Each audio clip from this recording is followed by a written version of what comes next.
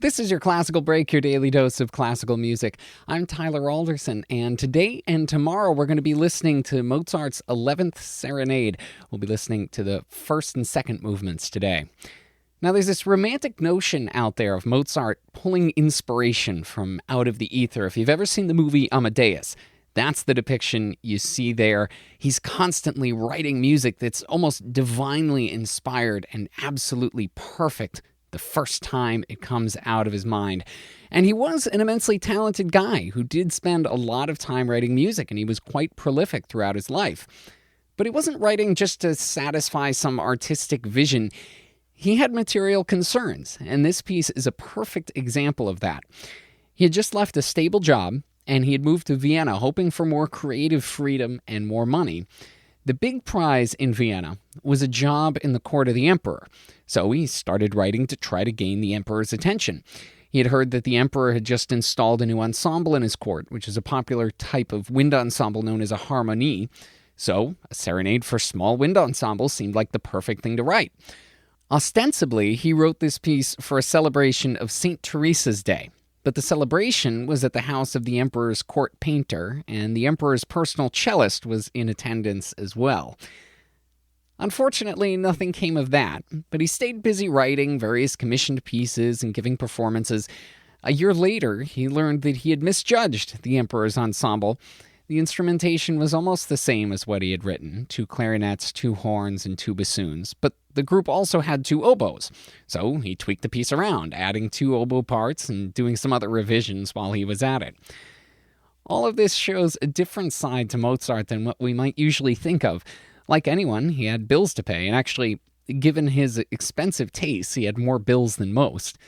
When he was writing and revising this piece, he was at the top of his game, making money off his piano playing, and he had a hit opera. But he also spent a lot of his life chasing true success, always seemingly a step or two behind the game. After a few years, the money dried up, his lavish lifestyle started to catch up to him, and it was only then that he finally got that court appointment from the emperor. This one was a part-time gig, but it gave him a relatively small and stable income as his debts piled higher. What's amazing about all of this is that the serenade itself doesn't sound like something contrived for financial reasons. It bounces along, light but extremely well-crafted. Mozart has a habit of making the complex sound quite simple. And the second movement especially features a lot of chromatic phrases that flow right by, never seeming out of place. It may not have gotten him the job, but it's certainly not for the lack of talent or effort. Here's the Soni Ventorum Wind Ensemble with the first and second movements of Mozart's 11th Serenade.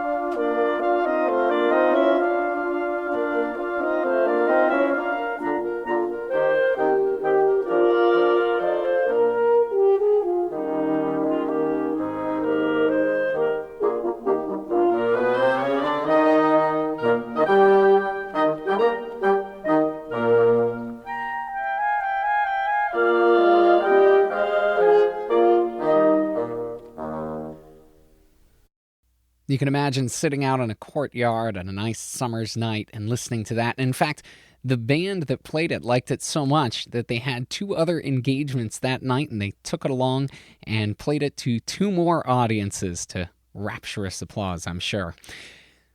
Thanks to the Sonny Ventura Wind Ensemble for putting that up on musopen.org, and thank you for listening. If you have the chance, please rate and review this podcast wherever it is that you're getting it.